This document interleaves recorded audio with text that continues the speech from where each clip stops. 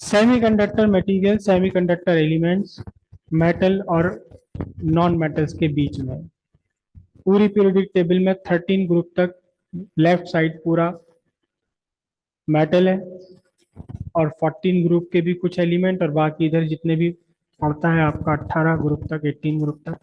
18 है, कौन कितने हैं? 18। तो ये 5 ग्रुप नॉन मेटल से भरे हुए हैं जो इलेक्ट्रिसिटी के कंडक्टर नहीं है, नॉन कंडक्टर ऑफ इलेक्ट्रिसिटी है। लेकिन इनके बीच में कार्बन ग्रुप में दोनों कंटेंट है। कार्बन ग्रुप में गुड कंडक्टर भी है, खुद कार्बन एक गुड कंडक्टर है in the form of graphite. Non conductor भी है in the form of diamond. Diamond के फॉर्मेट में, डायमंड जो एलोट्रॉप है इसका, वो नॉन कंडक्टर ऑफ इलेक्ट्रिसिटी है, जबकि graphite good conductor of electricity है। पेंसिल में जो आपका लेड लगा हुआ है ग्रेफाइट है, इस पर करंट आ जाता है। और फिर इसके बाद जो जितने भी लेफ्ट साइड में, राइट साइड में ग्रुप है, वो सब नॉन कंडक्टर ऑफ इलेक्ट्रिसिटी है। लेकिन कार्बन ग्रुप में ही दो एलिमेंट हैं जो ना तो मेटल्स की तरह गुड कंडक्टर हैं और ना ही नॉन मेटल्स की तरह नॉन कंडक्टर हैं, सिलिकॉन एंड जर्मेनियम। कार्बन के नीचे सिलिकॉन, सिलिकॉन के नीचे जर्मेनियम। हालांकि एक तीसरा और है 15वें ग्रुप में, गैलियम। वो भी नॉन कंडक्टर और कंडक्टर के बीच की कड़ी है। लेकिन सिलिकॉन और जर्मेनियम ये दोनों ही सेमीकंडक्टर्स हैं। ना तो गुड कंडक्टर है मेटल्स की तरह, ना बैड कंडक्टर इंसुलेटर है नॉन मेटल्स की तरह से। इनकी कंडक्टिविटी मेटल्स से बहुत कम है, हजारों गुना कम, लेकिन पूरी तरह से नॉन कंडक्टर भी नहीं है, इसलिए इन्हें कहा जाता है सेमीकंडक्टर्स। अब क्यों ये कंडक्टर नहीं है पूरी तरह से, क्यों ये इंसुलेटर नहीं है पूरी तरह से, इसे समझने के लिए हम दो कंसेप्ट यूज करेंगे। एक जो ज्यादा इंपॉर्टेंट है, जिस पर ज्यादा क्वेश्चन आते हैं एग्जाम में, energy band theory, energy band theory. और दूसरा इसका crystalline structure, crystal structure. Energy band theory, energy band theory कुछ भी नहीं है, वही है जो आपने बोर मॉडल में पढ़ा था। हाइड्रोजन के energy level n=1 ground state, फिर उसके ऊपर वाला n=2, फिर उसके और ऊपर वाला। वो एनर्जी लेवल्स थे। किसके एनर्जी लेवल थे? इलेक्ट्रॉन के। इलेक्ट्रॉन, और क्योंकि हाइड्रोजन एटम में केवल एक ही इलेक्ट्रॉन है, तो हम उन एनर्जी लेवल्स को हाइड्रोजन एटम के एनर्जी लेवल्स कह देते हैं, क्योंकि एक ही इलेक्ट्रॉन है, दूसरे इलेक्ट्रॉन का कोई स्कोप ही नहीं है। वही एनर्जी लेवल, उसी तरह के एनर्जी लेवल अगर आप बनाना चाहें तो हर एटम के आप बना सकते हैं। हाइड्रोजन में केवल एक इलेक्ट्रॉन है, इसका एनर्जी लेवल डायग्राम सिंपलेस्ट है। n=1 के बाद n=2, n=3, ये एक इलेक्ट्रॉन के लिए। लेकिन अगर दो इलेक्ट्रॉन हो गए तो फिर दोनों इलेक्ट्रॉन के लिए n=1, n=2, n=3, n=4 बन जाएगा। अगर तीन इलेक्ट्रॉन हो गए तो तीनों इलेक्ट्रॉन के अलग अलग एनर्जी लेवल्स बनेंगे। एक्चुअली वो एनर्जी लेवल्स हैं जिन्हें आप एसपीडीएफ कहते हो, और कुछ भी नहीं है, एनर्जी लेवल्स ही है वो। पी फिर डिवाइड हो गया एफ, फिर से फर्दर डिवाइड हो गया डी, फिर से डिवाइड हो गया। तो अगर सिलिकॉन एटम का आप एनर्जी लेवल बनाए तो वो एनर्जी लेवल क्या निकल कर आएगा? एक बात और याद रखिएगा, जो हम एटम का एनर्जी लेवल ड्रॉ कर रहे थे अब तक बोर मॉडल में हाइड्रोजन का, it is for one isolated atom. One isolated atom, one isolated atom का मीनिंग आपने सिर्फ एक एटम कंसीडर किया है, उसकी एनर्जी फाइंड करी है, उस एटम के आसपास कुछ भी नहीं है, कोई दूसरा हाइड्रोजन का एटम भी नहीं है, कुछ और एटम भी नहीं है, वो एटम बिल्कुल आइसोलेटेड है। आइसोलेटेड का मीनिंग ये है कि ना तो उस एटम को कोई और इन्फ्लुएंस कर रहा, और ना ये एटम जिसके लिए आप एनर्जी लेवल बना रहे हो ये किसी दूसरे एटम को इन्फ्लुएंस कर रहा है। कोई इंटरेक्शन नहीं है पूरे यूनिवर्स से इस एटम का, जब हम इसे कहते हैं आइसोलेटेड स्टेट में। लेकिन अगर आइसोलेटेड स्टेट में आप ना बनाएं, आप एक मॉलिक्यूल की फॉर्म में आप हाइड्रोजन का एनर्जी लेवल डायग्राम बने, तो आइसोलेटेड स्टेट वाले डायग्राम से बिल्कुल अलग हो जाएगा। सीधी सीधी बात है, जब आप एटम, आइसोलेटेड एटम की बात करते हैं तो आप एटॉमिक ऑर्बिटल्स थ्योरी पढ़ते हैं, लेकिन जब वही एटम कंबाइन हो जाए, मॉलिक्यूल बना ले, तो फिर अब एटम एनर्जी ऑर्बिटल्स काम नहीं करेंगे। अब आपको कौन सी स्टडी करने पड़ेंगे?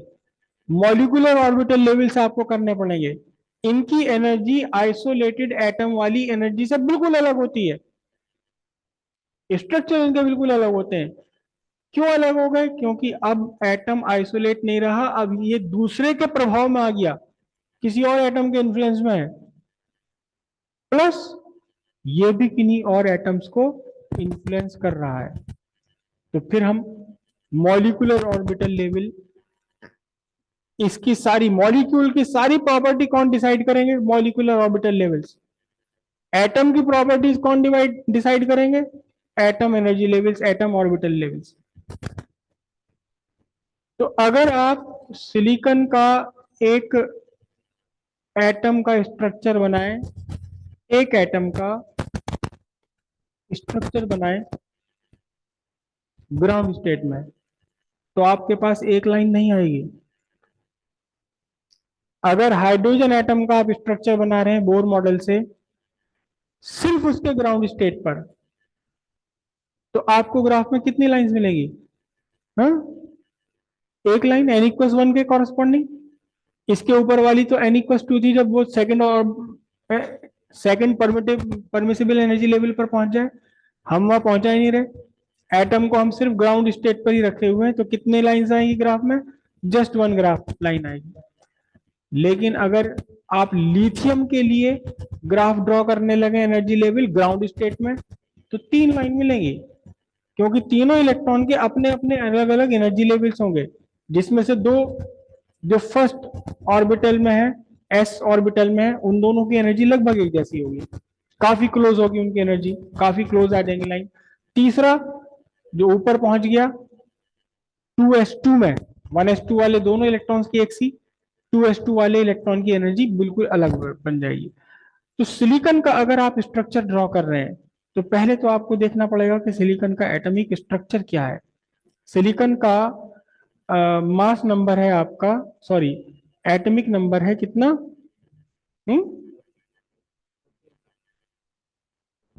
14।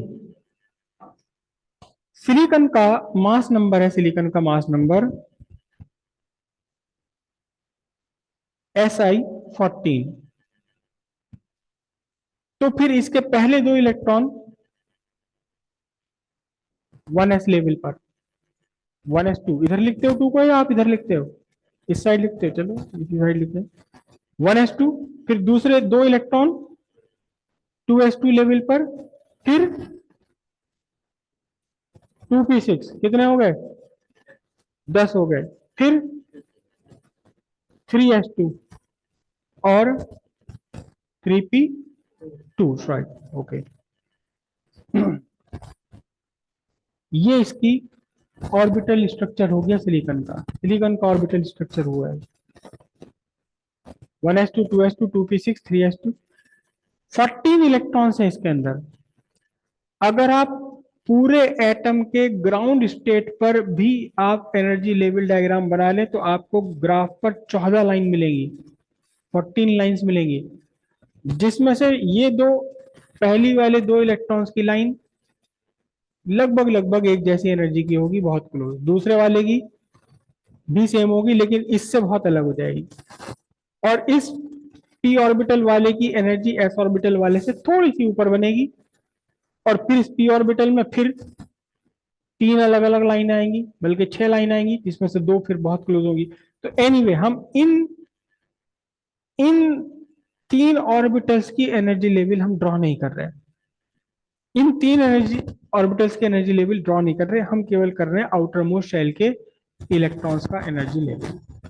ठीक है, बाकी अंदर वाले इलेक्ट्रॉन्स के एनर्जी लेवल को एक रफ आइडिया सा बना लेंगे।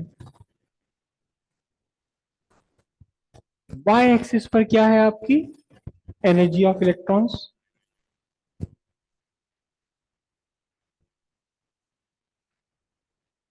और एक्स एक्सिस पर कौन सा है? एक्स एक्सिस पर आप ले रहे हैं distance between atoms. Distance between atoms क्या इसका मीनिंग होगा?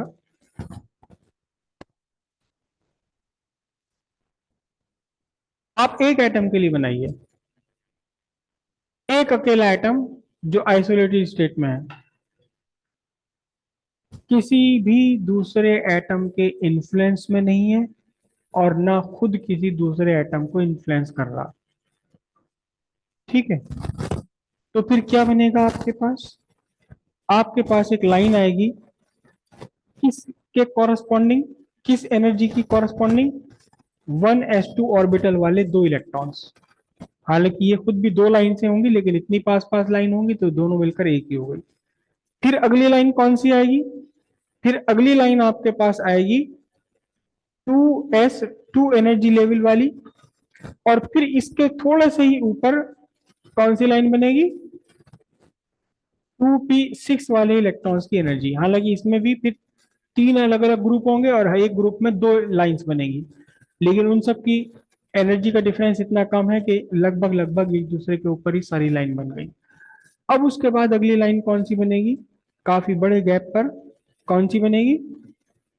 3s2 वाले इलेक्ट्रॉन्स की एनर्जी, और फिर इसके ऊपर 3p2। हालांकि ये अच्छे आ सकते हैं, लेकिन फिर भी है केवल दो इलेक्ट्रॉन। ये एक एटम का एनर्जी लेवल डायग्राम हो गया ग्राउंड स्टेट में। 1s2 वाले इलेक्ट्रॉन भी ग्राउंड स्टेट में है अपनी, 2s2 वाले इलेक्ट्रॉन भी अपनी ग्राउंड स्टेट में है। इसके ऊपर के एनर्जी लेवल्स हम ड्रॉ कर ही नहीं रहे फिलहाल। पूरा का पूरा एटम ग्राउंड स्टेट में है। ये एक एटम का एनर्जी लेवल डायग्राम है, ऐसा एटम जो किसी के इन्फ्लुएंस में नहीं है, किसी को इन्फ्लुएंस नहीं कर रहा, सिंपल आइसोलेटेड। अब एक एटम सिलिकॉन का आइसोलेटेड ये एटम है, इसका आपने एनर्जी लेवल डायग्राम ड्रॉ कर लिया।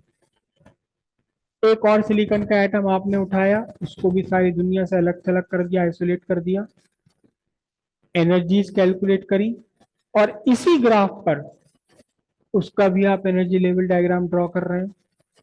तो क्या बनेगा? कैसी आएंगी एनर्जी? सेम का मतलब मैं कहाँ बनाऊं उन लाइंस को? कहाँ बनाऊंगा उन लाइंस को? दोनों अपने अपने आइसोलेटेड है, इन्हीं के ऊपर बना दूं? यानी दूसरा जो एटम है, दूसरे एटम की एनर्जी लेवल भी इन्हीं के ऊपर आ जाएंगी? यहां इन्हीं के ऊपर आएंगे या कहीं और आएगा? इन्हीं के ऊपर आएगा, क्योंकि दूसरा एटम भी आइसोलेटेड स्टेट में है, तो उसके एनर्जी लेवल्स भी वही होंगे जो पहले वाले एटम के एनर्जी लेवल्स थे। एक एटम के लिए बना लीजिए या मल्टीपल एटम्स के लिए बना लीजिए, अगर उनमें से हर एक एटम अपने आप में आइसोलेटेड है, तो आपको दो एटम के लिए बनाया, दो लाइन ऊपर ओवरलैप, इनमें से हर एक लाइन मतलब दो लाइन है जो एक दूसरे के ऊपर एग्जैक्टली ओवरलैप कर रही हैं। और अगर ये आपने एन एटम्स के लिए बना लिया, एन एटम्स के लिए आपने बना लिया, तो ये एक लाइन नहीं है, ये एन नंबर ऑफ लाइंस हैं, लेकिन सब एक दूसरे के ऊपर ओवरलैप कर रही हैं। ठीक है, एक एटम के लिए भी यही ग्राफ है और एन नंबर ऑफ एटम्स के लिए भी यही ग्राफ है। लेकिन ये कब है लाइंस? जबकि आपके सारे के सारे एटम एक दूसरे से आइसोलेटेड है। आइसोलेटेड का मीनिंग होता है सारे एटम्स एक दूसरे से नॉन इंटरेक्टिंग डिस्टेंस पर है। यहां है, क्या डिस्टेंस है इनके बीच में? इनके बीच में नॉन इंटरेक्टिंग डिस्टेंस। एक दूसरे के साथ इनका कोई इंटरेक्शन नहीं है, ना अट्रैक्शन है ना रिपल्सन है। हर एटम अपने आप में एक आइसोलेटेड एटम है। हर एटम ये भी अपने आप में आइसोलेटेड है, आसपास किसी के इन्फ्लुएंस में नहीं है, किसी को इन्फ्लुएंस नहीं कर रहा ये भी। है इसके आसपास एटम, लेकिन वो इतने बड़े डिस्टेंस पर हैं कि अब इनके बीच में आपस में कोई इंटरेक्शन नहीं हो रहा। तो इस तरह से एन एटम्स के लिए जब आप ये ग्राफ ड्रॉ करेंगे तो आपको एन नंबर ऑफ लाइंस मिलेंगी, हर एटम के कॉरस्पॉन्डिंग एक दूसरे के ओवरलैप करती हुई। ये ग्राफ आपने बनाया एन नंबर ऑफ एटम्स के लिए बनाया, जिसमें कि हर एक एटम अपने आप में एक आइसोलेटेड एटम है। अब आपने इन एटम्स को एक दूसरे के पास लाना शुरू कर दिया, यानी इनके बीच एक इंटरेक्शन होने लगा। याद रखिएगा हम बात कर रहे हैं इंटरेक्शन की। इंटरेक्शन में दो फिनोमिनन इन्वॉल्व होते हैं, बल्कि तीन। इलेक्ट्रॉन क्लाउड का, एक एटम के इलेक्ट्रॉन क्लाउड का दूसरे एटम के इलेक्ट्रॉन क्लाउड के साथ में इंटरेक्शन, जो रिपल्शन होता है। एक एटम के न्यूक्लियस का दूसरे एटम के न्यूक्लियस के साथ इंटरेक्शन, जो कि रिपल्शन होता है। लेकिन एक एटम के निगेटिव इलेक्ट्रॉन क्लाउड का इंटरेक्शन दूसरे वाले एटम के पॉजिटिव न्यूक्लियस के साथ, जो कि अट्रैक्शन होता है। अब कुल मिलाकर के अट्रैक्शन डोमिनेट करेगा या रिपल्शन डोमिनेट करेगा, कौन सा इफेक्टिव होगा, ये डिपेंड करता है मल्टीपल फैक्टर्स पर। उनमें से एक फैक्टर है डिस्टेंस बिटवीन द एटम्स, दूसरा बड़ा इंपॉर्टेंट फैक्टर है कि खुद उस एटम का अपना स्ट्रक्चर क्या है, जिन एटम्स के बीच आप ये इंटरेक्शन देख रहे हैं। तो कभी हो सकता है रिपल्शन हो रहा हो, कभी हो सकता है अट्रैक्शन हो रहा हो।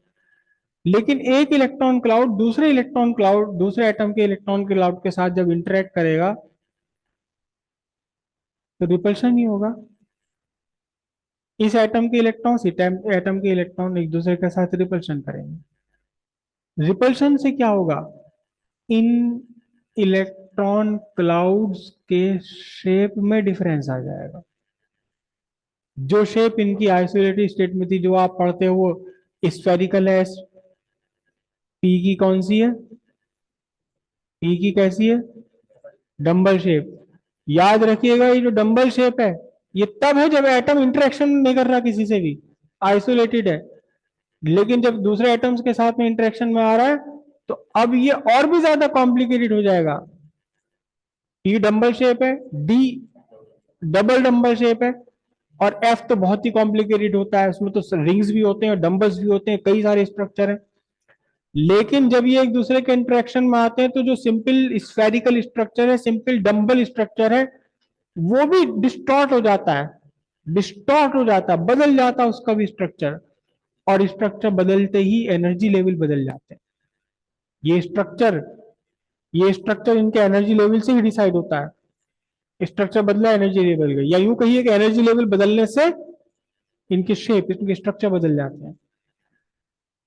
तो जब आप एटम्स को पास ला रहे हैं तो सबसे पहले इंफ्लुएंस किन वाले इलेक्ट्रॉन्स पर पड़ेगा, आउटर मोस्ट पर है। जो आउटर मोस्ट शेल के इलेक्ट्रॉन है, थर्ड ऑर्बिटल के इलेक्ट्रॉन है, थर्ड ऑर्बिट के वॉल्यूम है, 3s2 और 3p2 वाले इलेक्ट्रॉन्स पर सबसे पहले इफेक्ट पड़ता है। अंदर वाले इलेक्ट्रॉन्स पर इफेक्ट नहीं पड़ेगा, शील्डिंग, याद कीजिए शील्डिंग हो जाए उनके, वो तो शील्ड के अंदर है, वो तो बंद है कवर के अंदर। पहले तो बाहर का कवर टूटेगा तब उन तक कोई बात पहुंचेगी। तो जैसे ही आपने लाना शुरू किया, इन आउटर मोस्ट शेल वाले इलेक्ट्रॉन्स की एनर्जी लेवल में चेंज आना शुरू हो गया।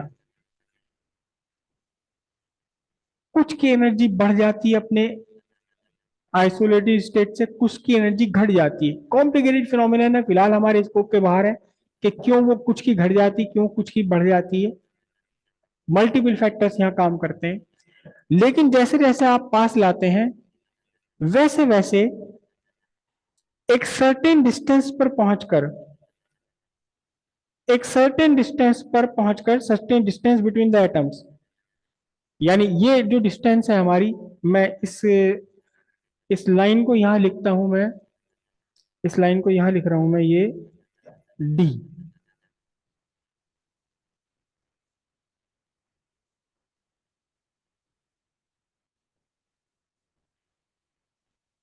जब तक इन एटम्स के बीच में डिस्टेंस है कितना, डी या डी से ज्यादा या सी से ज्यादा, ग्रेटर देन सी, सी पॉइंट अभी हम बनाएंगे, तब तक ये सारे आपस में नॉन इंटरेक्टिंग डिस्टेंस पर है। लेकिन आप इन एटम्स को पास ले आए, पास क्यों ला रहे हो? क्योंकि आपको एक स्टेबल क्रिस्टल बनाना है। इनके बीच का डिस्टेंस, अब ये डिस्टेंस हो गया B which is less than C. तो जब तक इनके बीच का डिस्टेंस सी तक है, तब तक ये एक दूसरे के साथ कोई इंटरेक्शन नहीं कर रहे। करेक्ट। अब एटम्स को आप और पास लेकर आए, सी से भी कम लेकर आ गए, तो एटम्स के बीच में इंटरेक्शन हुआ। अंदर वाले अंदर वाले इलेक्ट्रॉन्स बचे रहे किसी भी डिस्टॉर्शन से, इनका एनर्जी लेवल नहीं बिगड़ा, इनका एनर्जी लेवल नहीं बिगड़ा। लेकिन जो बाहर के आउटर मोस्ट शेल के इलेक्ट्रॉन्स हैं, उनका एनर्जी लेवल बिगड़ने लगा। अब बहुत ध्यान से समझना, ये चीजें किताबों में एक्सप्लेन नहीं है, बहुत ध्यान से समझना। ये एक लाइन नहीं है, ये एन लाइंस हैं जिनकी सबकी एनर्जी सेम है, तो एक दूसरे के ऊपर ओवरलैप कर रही है। अब जब डिस्टेंस इनके बीच में घटा, तो इनमें से एन एटम्स में से कुछ एटम के 3s2 लेवल की एनर्जी उस लेवल से ज्यादा हो गई, जो कब थी? जब ये आइसोलेटेड स्टेट में थे। तो उसकी लाइन तो यहां बनेगी ना, इसके ऊपर। कुछ एटम्स की एनर्जी अपने आइसोलेटेड स्टेट के कंपैरिजन में कम होगी, तो लाइन यहां बनेगी। इसी तरह 3s2 की भी कुछ की बदल गई, कुछ की यहां आ गई, छोटे छोटे सा डिफरेंस रखा है। तो फिर अब आपको एक सिंगल लाइन ना मिलकर के क्या मिली? बहुत सारी लाइंस मिल गई। एटम्स को आप और पास लेकर आए, इंटरेक्शन दोनों के बीच में, एटम्स के बीच का इंटरेक्शन और बढ़ा। तो अब ये जो एनर्जी लेवल है, इनको हम कहते हैं और ज्यादा स्प्लिट हो गए। क्या हो गए? और ज्यादा स्प्लिट हो गए। पहले तो कुछ ही एटम्स की एनर्जी में डिफरेंस आया था, अब और ज्यादा एटम्स की डिफरेंस आने लगा। तो क्या हुआ? अब आपको यहां 3s2 लेवल के कॉरस्पॉन्डिंग एक लाइन ना मिलकर के बहुत सारी लाइंस अलग अलग मिली। 3p2 लेवल के कॉरस्पॉन्डिंग लाइंस एक सिंगल लाइन ना मिलकर के बहुत सारी लाइंस मिल गई आपको यहाँ।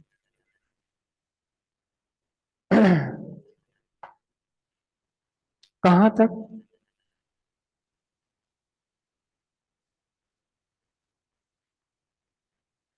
डिस्टेंस बी तक। आपने और पास लाइन और नजदीक लाए, तो ये स्प्लिटिंग और ज्यादा इंटेंस हो गई, और ज्यादा इंटेंस हो गई। और यहां पहुंचते पहुंचते इस लेवल पर, इस डिस्टेंस पर पहुंचते पहुंचते आपको पता ही नहीं लग रहा कि इनमें से कौन सी लाइन 3s2 लेवल की है और कौन सी लाइन 3p2 लेवल की है। इतना ज्यादा इंटरमिंगल्ड हो गई, आपस में मिल गए एनर्जी लेवल। कोई इलेक्ट्रॉन, कोई एटम ऐसा जिसके 3s2 वाले इलेक्ट्रॉन की एनर्जी इतनी बढ़ गई जितनी की आइसोलेटेड स्टेट में 3p2 वाले इलेक्ट्रॉन की हुआ करती थी। किसी 3p2 वाले इलेक्ट्रॉन की एनर्जी इतनी घट गई जितनी आइसोलेटेड स्टेट में 3s2 वाले की होती। अब यहां पता ही नहीं कि कौन सी लाइन s ऑर्बिटल की है, कौन सी लाइन p ऑर्बिटल की है। ठीक है। तो इसको कुल मिलाकर के जब आप ये इस तरह से स्प्लिटिंग बढ़ती चली जा रही है, स्प्लिटिंग ये बढ़ती चली जा रही है, ये स्प्लिटिंग बढ़ती चली जा रही है यहां तक, और इन आउटर मोस्ट एनर्जी लेवल्स को जब आप मिलाएंगे, तो कंडीशन ये बनेगी।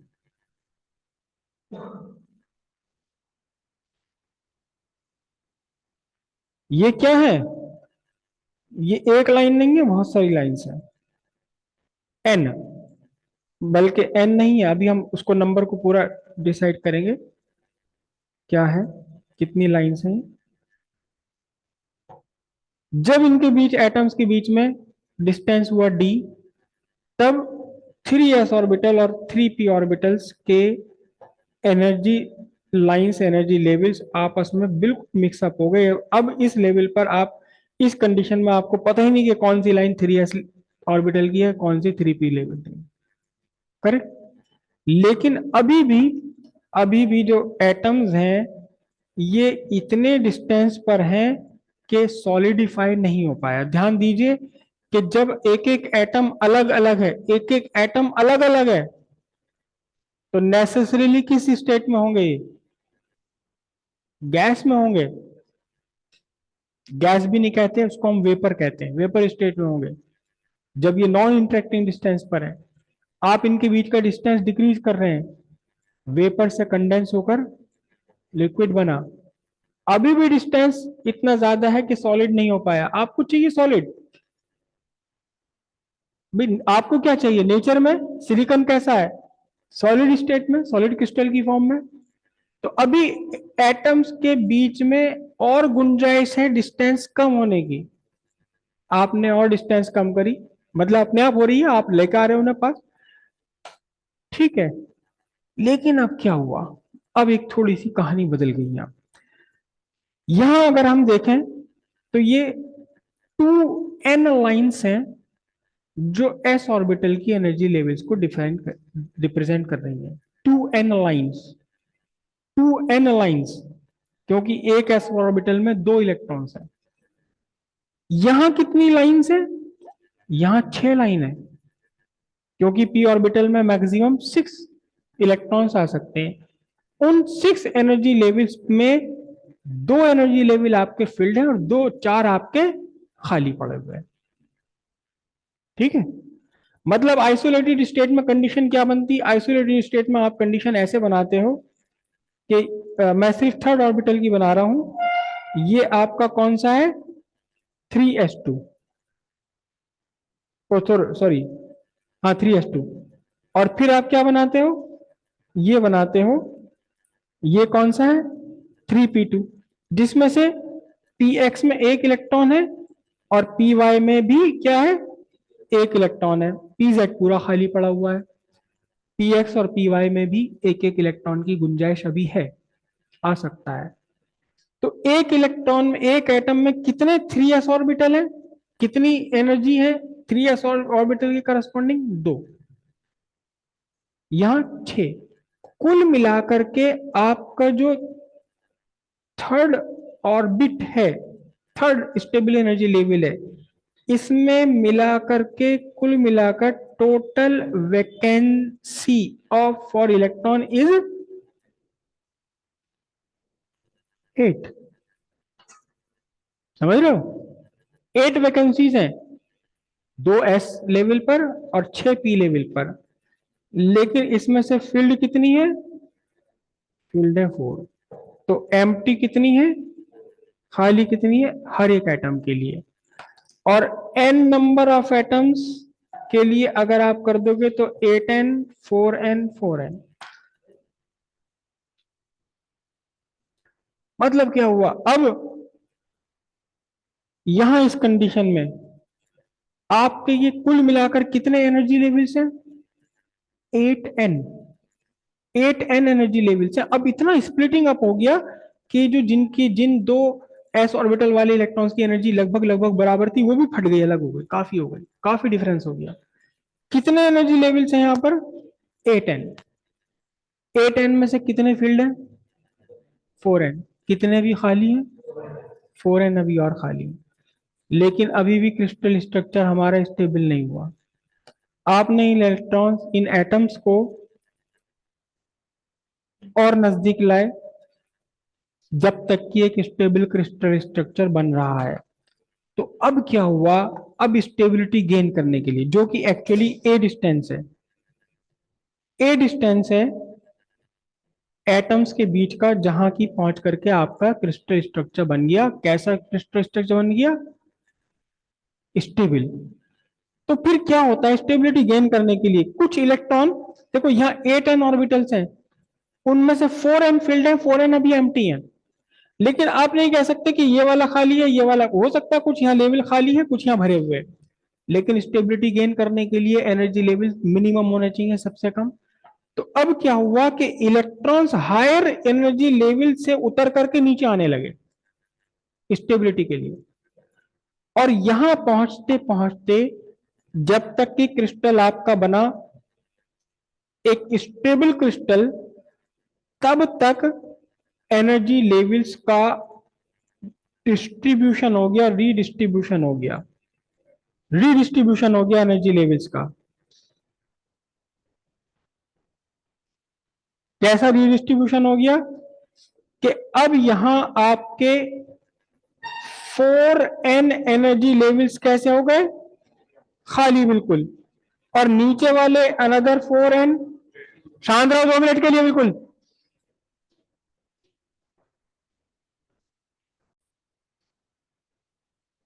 4n एम्प्टी एनर्जी लेवल्स है और 4n एनर्जी लेवल्स है जो सारे इलेक्ट्रॉन से भरे हुए हैं, कंप्लीटली फिल्ड।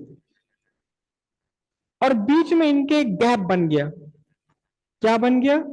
बीच में एक गैप बन गया, एनर्जी गैप।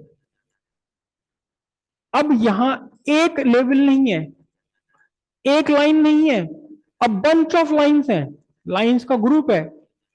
तो इसे लाइन ना कह करके अब इसका नाम हम कहेंगे बैंड।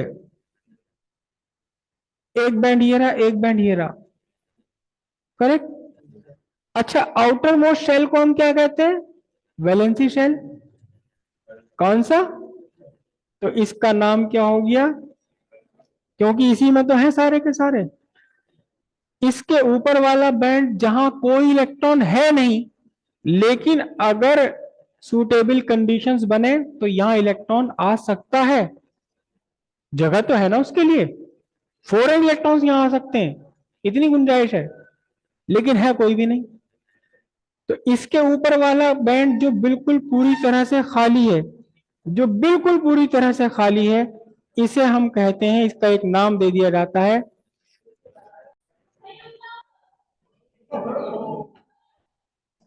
ये जो बिल्कुल पूरी तरह से खाली पड़ा हुआ है, यहां इलेक्ट्रॉन आ सकते हैं लेकिन अभी आएंगे नहीं। इस बैंड का नाम, इस एनर्जी लेवल का नाम दिया हमने कंडक्शन बैंड। क्यों कहा गया कंडक्शन बैंड, ये अभी कल समझ आ जाएगा। ये वैलेंसी बैंड तो सिंपल सी बात है, क्योंकि इलेक्ट्रॉन आउटर मोस्ट शेल में, आउटर मोस्ट शेल वैलेंसी होता है, वैलेंसी बैंड हो गया। ये कंडक्शन बैंड हो गया। इनके बीच में, दोनों के बीच में क्या आया? एनर्जी गैप आ गया। ठीक है।